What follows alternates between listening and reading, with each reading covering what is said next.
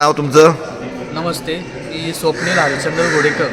काय सध्या काय पद आहे तुम्हाला मी ग्रामपंचायत घोडेगाव या ठिकाणी उपसरपंच म्हणून काम करत आहे. आता? हो, मग आता तुम्ही उपसरपंच असताना किंवा प्रशासनात आता ग्रामपंचायतीमध्ये काम करताय, मग समोरचे जे उमेदवार आहेत ते म्हणतात मी संपूर्ण कामं मार्गी लावलीत, नेमकं म्हणजे त्याच्यामध्ये तथ्य काय? कसं आहे, आता ग्रामपंचायत ही स्थानिक स्वराज्य संस्था प्रत्येक गावच्या ठिकाणी अस्तित्वात आलेली आहे. त्यामुळं कोणतंही काम करायचं असेल तर ते ग्रामपंचायतच्या मासिक सभेमध्ये तो प्रस्ताव ठेवला जातो, त्याची मंजुरी घेतली जाते आणि त्यानंतर तो प्रस्ताव पुढील वरिष्ठ कार्यालयांकडे पाठवला जातो.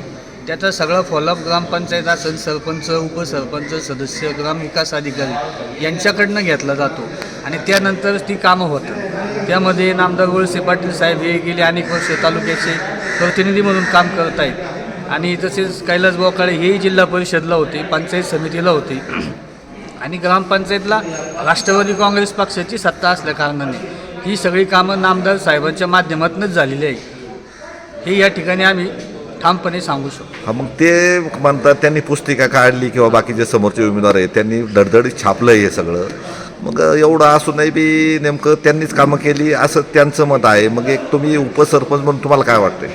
आता पुस्तकं छापायला काय आता झालं आहे काय, कुठं ग्रामपंचायतनी शौचालय जरी बांधलं असेल किंवा अंगणवाडी त्या ठिकाणची कुणी जाहिरात करू शकतो. आता काय कुणाचा आपण हात पकडू शकत नाही. तर उगाचच लोकांना चुकीची दिशाभूल करायचं काम या ठिकाणी चालू आहे आणि जे आपले उमेदवार आहेत पंचायत समितीचे कैलास बोकाळे, मंगलताई हुले, ही मंडळी काय आता निवडणूक आली म्हणूनच 3 महिने 4 महिने झाले लोकांमध्ये येत आहेत, सुखदुःखात जातात किंवा बाहेर पडले असं काही नाही.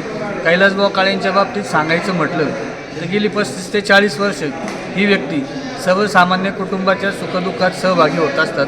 सर्व समाज घटक असेल, त्यामध्ये मग आपला OBC समाज असेल, ST SC सर्व जाती धर्माच्या लोकांना मुख्य प्रवाहामध्ये आणून प्रत्येक ठिकाणी गावातल्या विविध संस्था असेल त्या ठिकाणी योग्य तो प्रतिनिधित्व देऊन सर्व समाज घटकांना आणि विशेषतः करून या गावामध्ये युवकांना अतिशय मोठ्या प्रमाणामध्ये कैलास बोकाळे यांचं खंबीर पाठिंबा या ठिकाणी असतो.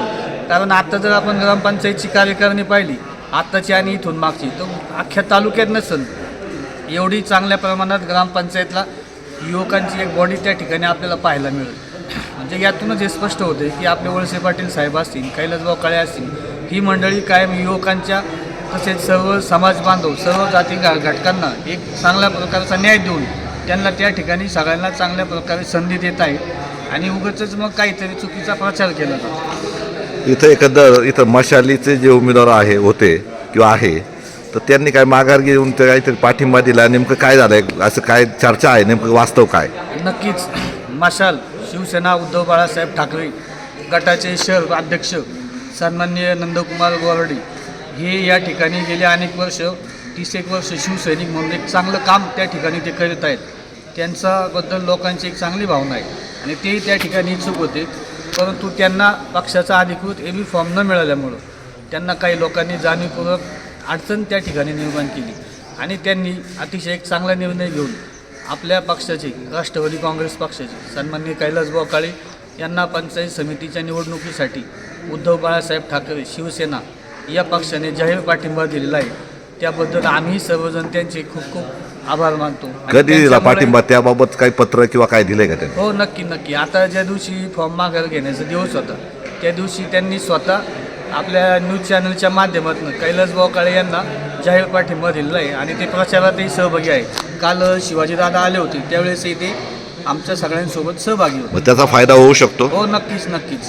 मग आता हे विरोधकांमध्ये काही दुफळी झाली का, नेमकं काय झालं, कशामुळे हा गोंधळ झाला? विरोधक काय करतायत, त्यांच्या सोयीचं काय होईल आणि उगाच लोकांमध्ये संभ्रम निर्माण करायचं काम चालू आहे. मी तेच सांगतो, आपले जे उमेदवार असतील ते कायम 365 दिवस लोकांच्या सानिध्यात आहे. बस निवडणुका आल्यात म्हणून कुठंतरी जायचं, शोबाजी करायची, हे त्यांना कधीच जमत नाही आणि ही बाकीची काही लोक आहेत ती नुसती शो शायनिंग करण्यात व्यस्त असतात. म्हणजे तुम्ही जे म्हणताय एक पक्ष कार्यकर्ता म्हणून नका बोलू, पण वास्तव सांगा, हा जिल्हा परिषद गट राष्ट्रवादीला अवघड असल्याची चर्चा सगळीकडे चालू आहे, त्यामध्ये काय तथ्य किंवा तुमचं काय पृष्टी आहे त्याबाबत? या ठिकाणी आता सन्माननीय माजी खासदार शिवाजीदादा आढळराव पाटील हे या ठिकाणी आता कालच घोडेगावमध्ये येऊन गेले आणि इथून मागं नक्कीच जिल्हा परिषदेला शिवाजीदादा आढळराव पाटील ज्या माणसाला आशीर्वाद देतील तो माणूस नक्कीच या ठिकाणी जिल्हा परिषद सदस्य झालेला आहे, त्यात काही दुमत नाही. आणि या ठिकाणी शिवाजीदादा आढळराव पाटील हे राष्ट्रवादी काँग्रेस पक्षाचंच काम करत आहे. त्यामुळं दादांचा आणि साहेबांच्या आशीर्वादामुळं या ठिकाणी उमेदवार नक्की विजयी होईल ही सगळ्या लोकांमध्ये चर्चा आहे. ही नुसतं आम्ही कार्यकर्ते म्हणून सांगत नाही. ग्राउंड लेवलला सर्वसामान्यांमध्ये राष्ट्रवादी पक्षाचे कार्यकर्ते मिसळत नाही किंवा थोडं हाय फाय असल्यामुळं राष्ट्रवादी जे सर्वसामान्य उमेदवार आहेत तर ते सर्वसामान्य जे मतदार आहेत ते मिक्सअप होत नाही. नेमकं काय वास्तव आहे? नाही, ही चुकीची चर्चा आहे. आता आमच्यासारखेच आम्ही शेतकरी कुटुंबातले, आम्हाला साहेबांनी असेल पक्षाने असेल ग्रामपंचायत काम करायची संधी दिली आणि आम्ही एक सर्वसामान्य कुटुंबातलंच आहे. आम्ही सर्वसामान्य लोकांमध्ये असतो. उगाच हे जे लोक आरोप करतात तेच उगाच आता इलेक्शन लागली म्हणून 2 महिने झाले 3 महिने लोकांमध्ये करायला लागले. म्हणजे याच्या आधी समोरचे उमेदवार फिरत नाही असा तुमचा थेट आरोप आहे? आणि आरोप नाही, पण निवडणुका आल्यात म्हणून काहीतरी स्टंटबाजी करायची. मग राष्ट्रवादीवाले स्टंटबाजी करत नाहीत का निवडणूक नाही, आल्या? अजिबात नाही. आमचे उमेदवार 365 दिवस लोकांमध्ये आहेत.